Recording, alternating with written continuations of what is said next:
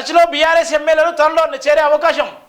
చట్టాన్ని ఎరిసిలో కౌశిక్ రెడ్డి చేతిలో తీసుకుంటే ఎలా? టీపీ చీఫ్ మహేష్ కుమార్ గౌడ్ కాంగ్రెస్ గూటికి సోయం బాపురావు అత్రం సక్రు. బీఆర్ఎస్ ఎమ్మెల్యేలు కాంగ్రెస్ టచ్లో ఉన్నారని ముహూర్తం చూసుకొని త్వరలో చేరే అవకాశం ఉందని టీపీసీ చీఫ్ మహేష్ కుమార్ గౌడ్ కీలక వ్యాఖ్యలు చేశారు.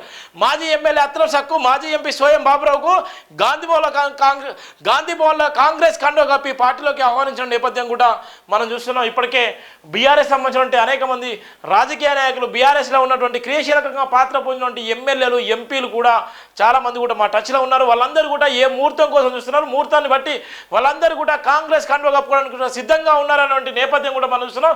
ఇప్పటికే 1 year అవుతున్నటువంటి సందర్భంలో ఏదైతే సంవత్సరం పరిపాలన విషయంలో ఇప్పటికే అయిపోయింది. ఇక ముహూర్తం కోసం చూసేటువంటి నేపథ్యం ఉంది. మరి వీళ్ళకు మాజీ ముఖ్యమంత్రి బీఆర్ఎస్ నేత ఏ విధంగా అడ్డుకుంటాడు, లేకపోతే ఏ విధంగా వాళ్ళకైనా క్రమశిక్షణ ఉల్లంఘన జరుగుతుందా, లేకపోతే వాళ్ళకైనా ఆదేశాలు జారీ చేస్తారా, ఏ విధంగా ఇస్తారన్న నేపథ్యం ఉంది.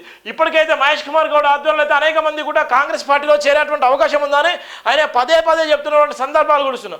ఒకవేళ బీఆర్ఎస్ గతంలో ఏ విధంగా అయితే కొనుగోలు చేసిందో ఇలా కాంగ్రెస్ కూడా అదే కొనుగోలు చేసి ఎవరికి లాభం చేస్తుంది, ఏ విధంగా లాభం చేయ. ఒక పక్కన పార్లమెంట్ ఎన్నికలు అయిపోయినాయి, అసెంబ్లీ ఎన్నికలు కూడా అయిపోయినాయి. స్థానిక ఎన్నికల కోసం ఆ నాయకులు వస్తే ఎలాంటి లాభం జరుగుతుంది, నష్టం జరుగుతున్నటువంటి పరిస్థితి కూడా కాంగ్రెస్ పార్టీకి ఉన్నటువంటి నేపథ్యం కూడా మనం చూస్తున్నాం.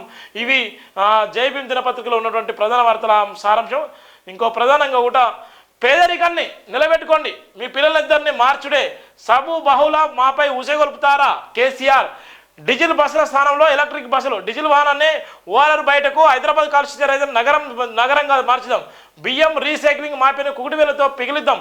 రవాణా శాఖ నూతనలోగా ఆవిష్కరణలో సీఎం రేవంత్ రెడ్డి కూడా పాల్గొన్న నేపథ్యం ఉంది. ఇందిరమ్మ ఇండ్ల మొబైల్ యాప్ను ఆవిష్కరిస్తున్న CM Revanth, deputy CM Bhatti, మంత్రి పొంగులెడ్డి, పీసీ చీఫ్ మహేష్ కుమార్ గౌడ్. వారిని నియంత్రించిన బాధ్యత మాకు లేదు. అసెంబ్లీకి వచ్చి ప్రశ్నించండి, సూచనలు ఇవ్వండి. పాలకపక్షం ప్రతిపక్షం అంటే శత్రువులైన పరిస్థితి తెచ్చారు. ఇప్పటికైనా మీలో పరివర్తన రావాలి. ప్రభుత్వ వేడుకలు ఆహ్వానిస్తున్న హాజరవ్వండి. సర్కార్ అంటే కాంగ్రెస్ ఎమ్మెల్యేలే కాదు, 119 మంది శాసనసభ్యులు. ప్రజా తీర్పుకు నిజం ప్రభుత్వ తలవంచకు తప్పలేదు. గత ప్రభుత్వంలో ప్రగతి భవన్ ఫామ్ హౌస్లకే ప్రాధాన్యం. ఇందిరమ్మ ఇండ్ల లబ్ధారులు ఎంపికలో ఫస్ట్ ప్రయారిటీ పేదలకే. 7 ఏళ్లలోనే 55,140 ఉద్యోగాలు ఇచ్చాం. ఒక్క తల తగ్గిన క్షమాపణ చెప్పేందుకు సిద్ధం. ఇందిరమ్మ ఇండ్ల యాప్ ఆవిష్కరణలో సీఎం రేవంత్ రెడ్డి ఆయన ఘాటుగా స్పందించిన నేపథ్యం ఉంటుంది. ఇలా ఇందిరమ్మ ఇండ్లకు సంబంధించిన డబ్బులు డైరెక్ట్ కూడా ఎవరైతే లబ్ధిదారులు ఉన్నారో వాళ్ళకు మాత్రం డబ్బులు వెళ్ళే నేపథ్యం ఉంది.